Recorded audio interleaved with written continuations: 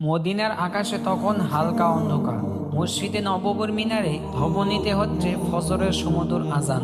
আজ যে ঈদুল ফিতরের সকাল। হযরত আনাস রাদিয়াল্লাহু তাআলা আনহু মনে মনে বললেন, চলুন দেখে আসি আমাদের রাসূলুল্লাহ সাল্লাল্লাহু আলাইহি সাল্লাম আজ কি করছেন। তিনি ধীরে ধীরে নবীজির ঘরের দিকে এগিয়ে গেলেন। ঘরের দরজা তখন হালকা খোলা। সেখানে দেখা গেল রাসূলুল্লাহ সাল্লাল্লাহু আলাইহি সাল্লাম ওযু শেষ করছেন। তারপর তিনি সুন্দরভাবে গোসল করলেন। আনাস রাদিয়াল্লাহু তাআলা আনহু হাসি মুখে বললেন, ইয়া রাসূলুল্লাহ, আজ তো ঈদের দিন, আপনি কি কাপড় পরবেন? রাসূলুল্লাহ সাল্লাল্লাহু আলাইহি সাল্লাম হালকা হাসলেন, বললেন, আনাস, আমরা সবচেয়ে ভালো জামা পরব আজ। আল্লাহ পছন্দ করেন তার বান্দাদের যখন তার বান্দারা তার দেওয়া নিয়ামত প্রকাশ করে। তিনি আলমারি খুলে তার পরিষ্কার সাদা কাপড় বের করলেন। দামি না হলেও কাপড়গুলো ছিল খুবই পরিপাটি। মাথায় পাগড়ি বাঁধলেন। এরপর আনাস রাদিয়াল্লাহু তাআলা আনহু দেখলেন নবীজি এক বোতল সুগন্ধি আতর হাতে নিয়েছেন। তারপর তিনি খেজুর খেতে বসলেন। আনাস রাদিয়াল্লাহু তাআলা আনহু খেয়াল করলেন তিনি 3টি খেজুর খেলেন। আনাস রাদিয়াল্লাহু তাআলা আনহু বললেন, আপনি 3টি খেজুর খেলেন কেন ইয়া রাসূলুল্লাহ? নবীজি বললেন, হে আনাস, ঈদুল ফিতরের দিনে ঈদগাহে যাওয়ার আগে কিছু খাওয়া ভালো, আর আমি বিজুর সংজ্ঞা পছন্দ করি, এজন্যই 3টি খেজুর খেয়েছি। এরপর রাসূলুল্লাহ সাল্লাল্লাহু আলাইহি ওয়াসাল্লাম তার সাহাবীদের নিয়ে রওনা হলেন ঈদগাহের দিকে। অন্যদিকে ঈদের সেই ভোর হঠাৎ কিছু ছেলে মেয়ে খেলতে খেলতে চলে আসে হযরত হাসান রাদিয়াল্লাহু তাআলা আনহু আর হুসাইন রাদিয়াল্লাহু তাআলা আনহু এর বাড়ির সামনে। তারা বিষয় নিয়ে দেখতে থাকে। তাদের পরনে এখনো সেই পুরনো জামা। তারা কোমল কণ্ঠে বলল, আরে হাসান, হুসাইন, আজ তো ঈদের দিন, আমরা সবাই দেখো নতুন জামা কাপড় পরে এসেছি। তোমরা তো দেখছি আগের সেই পুরনো জামা পরে আছো। তোমাদের কি নতুন জামা দেওয়া হয়নি? তোমাদের মা কি তোমাদের জন্য নতুন জামা আনেননি? এ কথাগুলো শুনে মুহূর্তেই তাদের চোখে জল এসে গেল। কিন্তু তারা কিছু না বলে এক দৌড়ে ঘরের ভিতর চলে গেল। ছুটতে ছুটতে মায়ের ঘরে গিয়ে ডাকতে লাগলো, আম্মা, আম্মা। সবাই বাইরে দাঁড়িয়ে, আমার বন্ধুরা, তারা সবাই ঈদের জামা পরে ঈদের নামাজে যাচ্ছে। আমরাও তো যাব। আমাদের নতুন জামা কোথায়? আম্মা, এখনই আমাদের জামা দাও, আমরা নতুন জামা পরে ঈদের নামাজে যাব।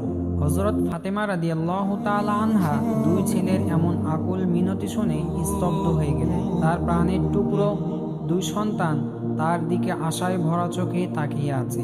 তিনি জানতেন তাদের জন্য কোনো নতুন জামা নেই। ঘরে যা ছিল সবই তো শেষ। দুনিয়ার রোজগার যা ছিল তাও হযরত আলী রাদিয়াল্লাহু তাআলা আনহু আগেই গরিব দুঃখীদের মাঝে বিলিয়ে দিয়েছেন। অতঃপর তিনি নিজেকে সামলে নিয়ে কোমল কণ্ঠে বললেন, আমার সোনামণিরা, তোমরা তো এখনো গোসল করোনি। আগে তোমরা দুজনে ভালো করে গোসল করে এসো। তোমাদের নতুন জামা দর্জির দোকানে রয়েছে। সেই তৈরি কাজ শেষ করলেই আমি তোমাদেরকে পরিয়ে দিব। তারপরে তোমাদেরকে সুগন্ধি মেখে দিব। তারপর তোমরা ঈদের নামাজে যাবে। এখন যাও, আগে গোসল করে আসো।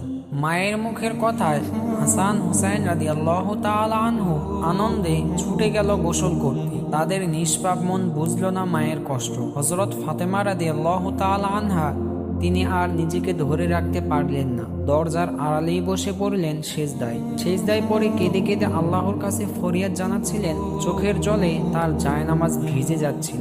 তিনি বলছিলেন, হে আমার রব, তুমি ছাড়া আমার কেউ নেই। তুমি আমার সন্তানদের জন্য ব্যবস্থা করো।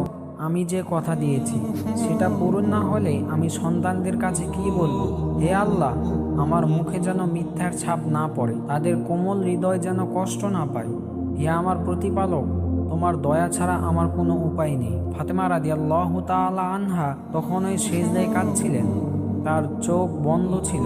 আল্লাহর কাছে এতটাই নিবেদিত হয়ে গিয়েছিলেন যে আশপাশে সবকিছু ভুলে গিয়েছিলেন। ঠিক তখনই হঠাৎ তিনি শুনতে পেলেন ছোট্ট ছোট্ট পায়ের শব্দ। তিনি মাথা তুলে দেখলেন দরজা দিয়ে ঢুকছে তার প্রাণের টুকরো 2 ছেলে, হাসান ও হুসাইন রাদিয়াল্লাহু তাআলা আনহু। তাদের 2 জনের মুখেই এক অদ্ভুত আনন্দের হাসি। হাতে তারা ধরে আছে ঝকমকে সুন্দর নতুন জামা কাপড়। ফাতেমা রাদিয়াল্লাহু তাআলা আনহা বিস্ময়ে তাকিয়ে থাকলেন। কিছুক্ষণের জন্য তিনি বুঝতে পারলেন না কি ঘটছে। তারপর তিনি তাদের কাছে এগিয়ে গেলেন। তাদেরকে জড়িয়ে ধরে কোমল কণ্ঠে জিজ্ঞাসা করলেন, সোনামণিরা, বলো তো এই জামাগুলো তোমাদের হাতে কোথা থেকে এলো? দুই ভাই হাসতে হাসতে মায়ের মুখের দিকে তাকিয়ে বলল, আম্মা, আমরা গোসল শেষ করে তখন ঘর থেকে বের হচ্ছিলাম, তখন হঠাৎ করে একজন মানুষ আমাদের সামনে এসে দাঁড়ালেন। তিনি বললেন, হাসান হোসাইন, একটুখানি দাঁড়াও। আমরা দাঁড়িয়ে গেলাম। তিনি বললেন, আমি দর্জির দোকান থেকে এসেছি, তোমাদের নতুন জামা কাপড় তৈরি হয়ে গিয়েছে, এই নাও তোমাদের জামা কাপড়। তিনি আমাদের হাতে এগুলো দিয়ে দিলেন। তারপর আর তাকালাম না, দৌড়ে তোমার কাছে চলে এলাম। আম্মা, কিছুক্ষণ পর হযরত আলী রাদিয়াল্লাহু তাআলা আনহু ঘরে ফিরে এলেন এবং দরজায় কড়া নাড়ালেন। হযরত ফাতেমা রাদিয়াল্লাহু তাআলা আনহু দরজা খুলে দিলেন। হযরত আলী রাদিয়াল্লাহু তাআলা আনহু ঘরে প্রবেশ করে দেখলেন তার দুই ছেলে হাসান ও হুসাইন ঝকমকে নতুন জামা কাপড় পরে ঈদের নামাজের প্রস্তুতি নিচ্ছে। তিনি অবাক হয়ে তাদের দিকে তাকালেন, অবিশ্বাস্য বিষয়ে বললেন, হাসান হুসাইন, এত সুন্দর জামা কাপড় কোথা থেকে পেলে তোমরা? এই জামা আমি তো কিছু কিনিনি, এসব জামা কি তোমাদের মা কিনে দিয়েছে? এরপর তিনি ফাতেমা রাদিয়াল্লাহু তাআলা আনহার দিকে তাকালেন, প্রশ্নবোধক চোখে জিজ্ঞাসা করলেন, ফাতেমা, তুমি কিভাবে এসব ব্যবস্থা করলে? আমাদের ঘরে তো কিছুই নেই, জামা কাপড় কেনার মতো অর্থও ছিল না। তখন ফাতেমা রাদিয়াল্লাহু তাআলা আনহু তার মাথা নিচু করে সবকিছু খুলে বললেন। তিনি জানালেন কিভাবে সন্তানরা জামা কাপড় চাইলো, কিভাবে তিনি মিথ্যা সান্ত্বনা দিলেন, কিভাবে তিনি জায়নামাজে বসে আল্লাহর দরবারে কেঁদে কেঁদে দোয়া করলেন এবং কিভাবে হাসান ও হুসাইন ফিরে এসে এই জামা কাপড়ের কথা জানালো। সব শুনে হযরত আলী রাদিয়াল্লাহু তাআলা আনহু এর চোখ ঝলমল করে উঠল। তিনি তখন বললেন, ফাতেমা, বুঝতে পারছো না, এ কোনো সাধারণ ঘটনা নয়, যত সম্ভব এটি আল্লাহর কুদরত। নিশ্চয় সেই লোকটি ছিল আল্লাহর পক্ষ থেকে পাঠানো কোনো ফেরেশতা। তিনি তোমার দোয়া কবুল করেছেন, আকাশ থেকে বেহেশতের জামা এনে দিয়েছে তোমার সন্তানদের জন্য। এরপর হযরত আলী রাদিয়াল্লাহু তাআলা আনহু হাসান ও হুসাইনকে নিয়ে ঈদের নামাজ আদায়ের জন্য ঈদগাহের দিকে যেতে লাগলেন। অন্যদিকে নবীজি ঈদগাহে পৌঁছে ঈদের নামাজ পড়ালেন। নামাজ পড়ানোর পর তিনি উঠে দাঁড়ালেন মিম্বারে। রাসূলুল্লাহ সাল্লাল্লাহু আলাইহি সাল্লাম বললেন, হে মদিনার মানুষ, তোমরা তাকওয়া অবলম্বন করো, আল্লাহকে ভয় করো। আজকের দিনটি শুধু আনন্দের নয়, দায়িত্বেরও। তিনি থেমে গিয়ে চারিদিকে তাকালেন, সবাই মনোযোগী। তারপর বললেন, জাকাতুল ফিতর দাও, এটা গরিবদের খাবারের ব্যবস্থা, যাতে তারা ঈদের দিনে ক্ষুধার্ত না থাকে। আল্লাহর কসম, যার ঘরে সামর্থ্য আছে অথচ সে দেয় না, সে আমার উম্মতের মানুষ নয়।